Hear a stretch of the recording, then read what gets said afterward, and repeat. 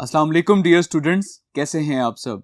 My name is Rayan Malik and I am here to teach you mathematics of grade 7। So आज हम start करते हैं chapter number 19 that is information handling. तो आइए start करते हैं आज का lecture. Chapter number 19 information handling, कि इंफॉर्मेशन को हम किस तरह से हैंडल करते हैं। सो यहाँ पर हम फर्दर कुछ टर्म्स को स्टडी करते हैं, दैट इज डाटा प्रेजेंटेशन, कि हम डाटा को किस तरह से प्रेजेंट करते हैं। अगर आपका डाटा प्रेजेंटेबल फॉर्म में नहीं होगा, बहुत रैंडम डिसऑर्डर फॉर्म में होगा, तो इस डाटा को ऑब्जर्व करना, एनालिसिस करना और उसमें से फर्दर कोई रिजल्ट कंक्लूड करना ये बहुत डिफिकल्ट हो जाता है। सो डाटा को नॉर्मली प्रेजेंट किया जाता है टेबल्स में, ग्राफ्स में और चार्ट्स में। ठीक है, data presented into tables, graph और charts so that logical and statistical conclusions can be derived from the collected measurements। तो जब डाटा को आप एक टेबल्स में, ग्राफ में या फिर चार्ट्स में प्रेजेंट कर लेते हैं तो फर्दर उससे फिर आप एक लॉजिकल या फिर स्टैटिस्टिकल कंक्लूजन जो है वो फर्दर आप ड्राइव कर सकते हैं। सो जितने भी हमारे साइंटिस्ट हैं या गवर्नमेंट के जो भी एम्प्लॉयज हैं, सब ये सब क्या करते हैं कि पहले डाटा को एक स्टैंडर्ड फॉर्म में अरेंज करते हैं, टेबल फॉर्म में या ग्राफ फॉर्म में या फिर किसी भी पिक्टोरियल फॉर्म में उसको वो अरेंज करते हैं। और अरेंज करने के बाद देन वो एक प्रॉपर डिसीजन ले सकते हैं कि हम फर्दर किस तरफ को जा रहे हैं। Clear? Now there are two types of data, that is ungroup data and group data. So वो डाटा जो कि अनग्रुप की फॉर्म में हो उसे हम कहते हैं अनग्रुप डाटा, और वो डाटा जो कि ग्रुप फॉर्म में होगा उसे आप कहते हैं ग्रुप डाटा। आई होप यहां पर आपको इसका ये डिफरेंस क्लियर नहीं हो रहा होगा। सो अभी हम नेक्स्ट बोर्ड पर हम सॉल्व करेंगे एक एग्जांपल, जिससे आपको ये डिफरेंस क्लियर हो जाएगा कि अनग्रुप डाटा और ग्रुप डाटा में क्या डिफरेंस है। Now the next that is frequency distribution table. So किसी भी डाटा को एक स्मॉल फॉर्म में एक्सप्रेस करना, समराइज करना, इसे हम कहते हैं frequency distribution table. So the next, that is frequency distribution table. A table that shows class intervals and their corresponding frequencies. वो टेबल जो कि क्लास इंटरवल्स शो करता है और उसके corresponding जो frequencies होती हैं वो शो करता है, उसे हम कहते हैं frequency distribution table. So अभी हम जब एग्जाम्पल सॉल्व करेंगे तो उससे आपको फर्दर ये भी कंसेप्ट क्लियर हो जाएगा कि frequency distribution table किस तरह से ड्रॉ किया जाता है। Clear? So the next term that is range. Range क्या होती है? किसी भी डाटा में एक मैक्सिमम और मिनिमम के दरमियान जो पूरा डिस्टेंस होता है, डिफरेंस जो होता है, that is called the range. The difference between the greatest and the smallest value is called the range of the data. greatest value और smallest value के दरमियान जो डिफरेंस है उसे हम कहते हैं range. Clear? So इसका फॉर्मूला हम इस तरह से लिख सकते हैं that range is equals to greatest value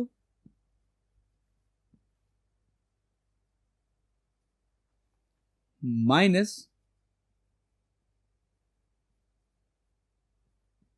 smallest value. Clear? Similarly, class size. The size of class interval is called class size.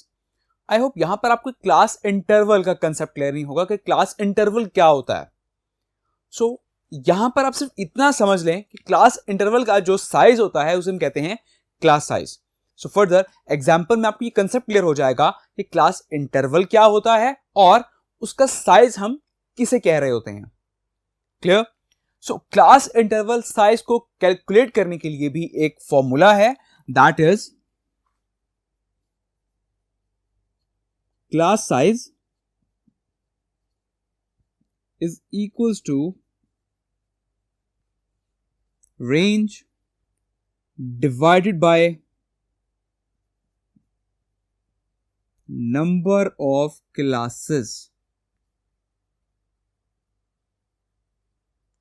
Now what are the classes? I hope आपको classes का भी concept clear नहीं होगा।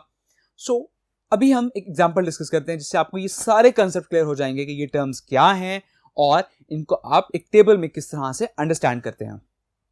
सो example, marks obtained by 20 students are let's suppose के class में 20 students हैं और उन्होंने एक सब्जेक्ट में डिफरेंट जो है वो मार्क्स गेन किए हैं, जो कि हमारे पास यहाँ पर मेंशन है. So make frequency distribution of 5 classes. So हमने फ्रीक्वेंसी डिस्ट्रीब्यूशन टेबल कंस्ट्रक्ट करना है बट ऑफ 5 क्लासेस. अब बेसिकली यहां पर ये जो डाटा गिवन है ये एक अनग्रुप्ड फॉर्म में डाटा है. Clear? So this data is called ungrouped data. Clear? So अब इसको इजी करने के लिए पहले हम एक ग्रुप फॉर्म में कन्वर्ट करेंगे. किस तरह से कन्वर्ट करेंगे? उस ग्रुप फॉर्म में कन्वर्ट करने के लिए आपको सबसे पहले फाइंड आउट करना होगा क्लास साइज, और क्लास साइज फाइंड आउट करने के लिए आपको रेंज भी मालूम होनी चाहिए. तो सबसे पहले हम कैलकुलेट करेंगे इसमें रेंज, और रेंज का फॉर्मूला होता है that is greatest value minus smallest value. So first of all हम अपने डाटा में ये ऑब्जर्व करते हैं कि इसमें ग्रेटेस्ट वैल्यू कौन सी है और स्मॉलेस्ट वैल्यू कौन सी है. So if we look at the data, so यहां पर जो ग्रेटेस्ट वैल्यू है दैट इज 83 और यहां पर जो स्मॉलेस्ट वैल्यू है दैट इज 34. तो सबसे पहले आपने अपने अनग्रुप डाटा में से ग्रेटेस्ट वैल्यू और स्मॉलेस्ट वैल्यू को फाइंड आउट करना है. सो जैसे ही आप फाइंड आउट कर लेते हैं तो देन आपने रेंज को कैलकुलेट करना है. So write the solution. Now range is equals to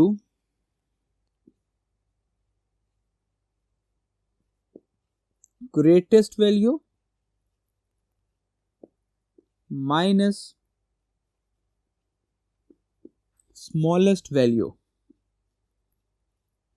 इसमें हम वैल्यूज पुट करते हैं. ग्रेटेस्ट वैल्यू है 83 माइनस स्मॉलेस्ट वैल्यू है 34.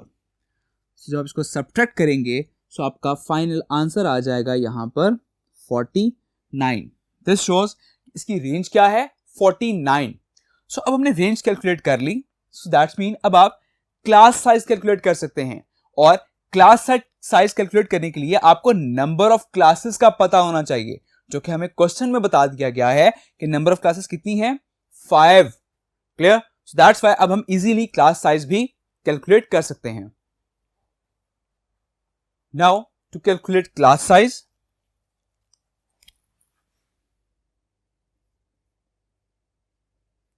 Class size is equals to range divided by number of classes. So range हमने कैलकुलेट की थी which is 49. number of classes हैं 5. so further इसको डिवाइड करेंगे it becomes 9.8. इसको राउंड ऑफ करते हैं so it becomes 10. that means class size क्या हो गया आपके पास 10. क्लियर? so अब हमने एक टेबल ड्रॉ करना है and this table is called the frequency distribution table, और यहां पर सबसे पहले हमने क्लास इंटरवल्स बनाने हैं. So that is the major point कि क्लास इंटरवल्स क्या होते हैं. So class interval basically start करते हैं हमेशा स्मॉलेस्ट वैल्यू से, और स्मॉलेस्ट वैल्यू कौन सी है यहां पर हमारे डाटा में that is 34. Okay, so 34 is the smallest value. So हम 34 से क्लास इंटरवल स्टार्ट करते हैं.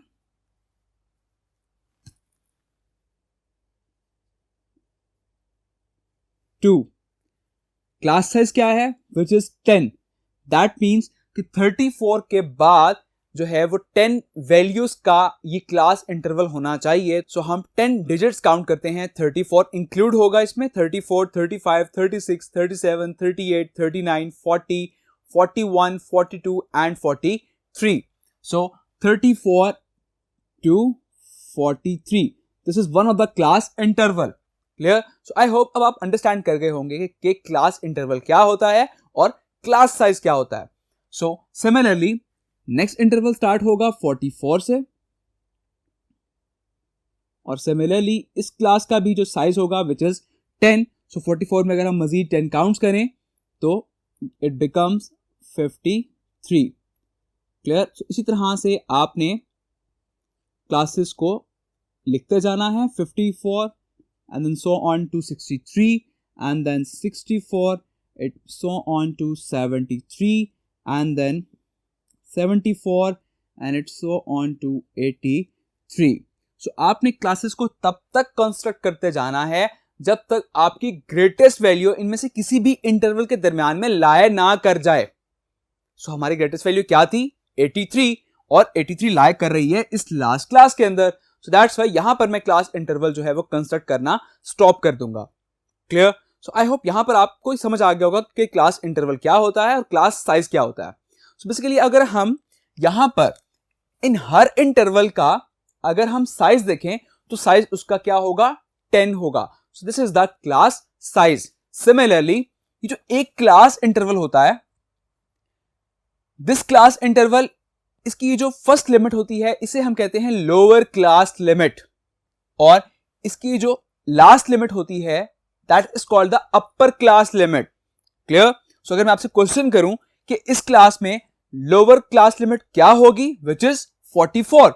इस क्लास में अपर क्लास लिमिट क्या होगी, which is 53. Clear? So I hope आपको यहां से लोअर क्लास लिमिट और अपर क्लास लिमिट का कंसेप्ट भी क्लियर हो गया होगा. और जैसे कि मैंने आपको बताया था कि डाटा की 2 टाइप्स होती हैं, which is ungrouped data and group data. So this is the ungrouped data and this is the group data. Clear? तो हमने डाटा को हमने ग्रुप की फॉर्म में प्रेजेंट कर दिया. This is called the group data. I hope यहां पर आपको ये अनग्रुप और ग्रुप का भी डिफरेंस क्लियर हो गया होगा. सो नाउ अब आपने इस टेबल को कंप्लीट करना है, which is the frequency distribution table. और इसके लिए आपने ये बताना है ये जो क्लास इंटरवल 34 से लेकर 43 तक है, इसमें से कौन कौन से नंबर जो हैं वो आपके डाटा में मौजूद हैं. सो हम दोबारा से डाटा को ऑब्जर्व करते हैं. So that is 34 and similarly आपने ऑब्जर्व करना है 34 से लेकर 43 तक. सो यहां पर 34 आ जाएगा और 42 आ जाएगा, और सिमिलरली इसमें फर्दर अगर हम ऑब्जर्व करें तो 38 भी आ जाएगा और 43 भी आ जाएगा. सो इन डाटा को हम नोट कर लेते हैं. These are 34, 42 and similarly 38, 43. Clear? So अब आप इन डाटा को काउंट कर लें. That is 1 2 3 4. सो आपकी फ्रीक्वेंसी कितनी हो जाएगी? That is 4. Okay. Similarly next class that is 44 to 53. तो अब आपने अगेन डाटा को ऑब्जर्व करना है और इसमें से वो नंबर्स नोट करने हैं जो कि 44 से लेकर 53 के दरमियान लाई करते हैं. सो 44 से 53 के दरमियान this is 1 2 and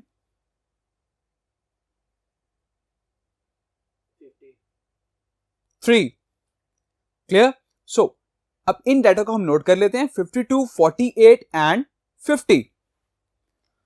so the data are 50, 52 and 48.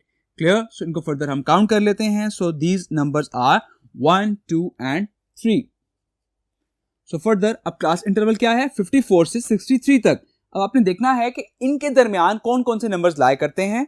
सो हमने ऑब्जर्व करना है 54 से 63 तक.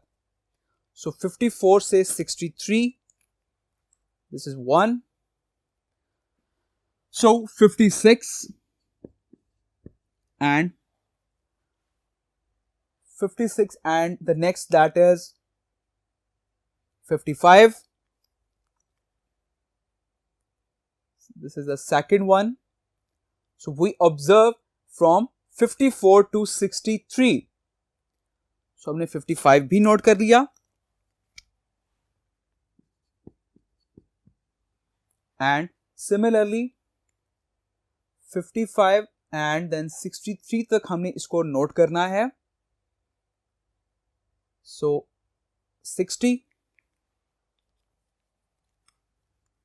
So ये नंबर जो हैं ये इस रेंज में इंक्लूड थे. So we can write the frequency as 3. So next आपने ऑब्जर्व करना है 64 से 73 के दरमियान में. So 64 to 73. Similarly, 64 to 73, which is 64 and 71, 72, again 64 and 67. Clear? So write the data as 64 जो है वो 2 times आया था और 72 and similarly 67 and the next which is 71. So यहाँ पर अगर हम इसको काउंट करें 1 2 3 4 5, so the frequency is 5. Similarly, note 74 from 83. Okay, so इसके दरमियान आपने डाटा को ऑब्जर्व करना है 74 और 83 के दरमियान. So रिमेनिंग जो रह गए हैं that is 77 and 83, 79, 80, 76. So these are the data. So इसको हम नोट कर लेते हैं. So 77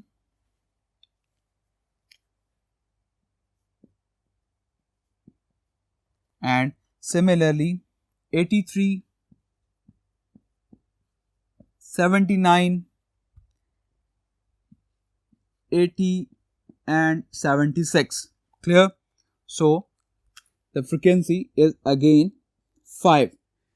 Clear? So अब अगर आपने इसको चेक करना है कि आपने टेबल से इसे कंस्ट्रक्ट किया है या नहीं किया, तो हम एंड पे फ्रीक्वेंसीज जो है इनको एड अप कर लेते हैं. Just for checking, 4 plus 3, 7, 7 plus 3, 10, and then 5, 15, and then 5, 20. So हमें स्टार्ट में कहा गया था marks obtained by 20 students. Clear? So 20 students हैं. इस तरह से हमारा डाटा जो है ये मेक श्योर हो गया कि आपका टेबल बिल्कुल सही ड्रॉ हुआ है. So आपने डाटा बिल्कुल सही से नोट किया है. So this is the frequency distribution table. Clear? So I hope अब आपको फर्दर कोई अनग्रुप डाटा गिवन हो तो इजीली आप उसका फ्रीक्वेंसी डिस्ट्रीब्यूशन टेबल कंस्ट्रक्ट कर सकते हैं. क्लियर? सो इसी के साथ हम डिस्कस करते हैं bar graph and pie charts. Now bar graph. So a bar graph that present data with rectangular bars. So हम एक डाटा को रेक्टेंगुलर बार्स में प्रेजेंट करते हैं. This is called the bar graph. So इससे basically हमारी observation, हमारा analysis जो है वो और आसान हो जाता है. आपको इससे क्लियर हो जाता है कि कौन से इंटरवल में या किस टाइम के अंदर मैक्सिमम वैल्यू अकर हो रही है और किस टाइम के अंदर जो है वो मिनिमम वैल्यू अकर हो रही है. तो सिमिलरली मैंने यहां पर एक बार ग्राफ ड्रॉ किया है. सो अभी हमने एक एग्जांपल सॉल्व की जिसमें हमने कुछ क्लास इंटरवल की नंबर ऑफ फ्रीक्वेंसीज को कैलकुलेट किया. So these are the 4 3 3 5 5. Clear? So इसी के अकॉर्डिंग मैंने एक बार ग्राफ ड्रॉ किया. दैट इज कि 34 से लेकर 43 क्लास इंटरवल में जो फ्रीक्वेंसी अकर हो रही थी दैट इज 4. तो मैं एक रेक्टेंगुलर बार ड्रॉ करूंगा और उसको मैं 4 तक इंक्रीज कर दूंगा. Clear? Similarly the next frequency which is 3 and it will occur from 44 to 53.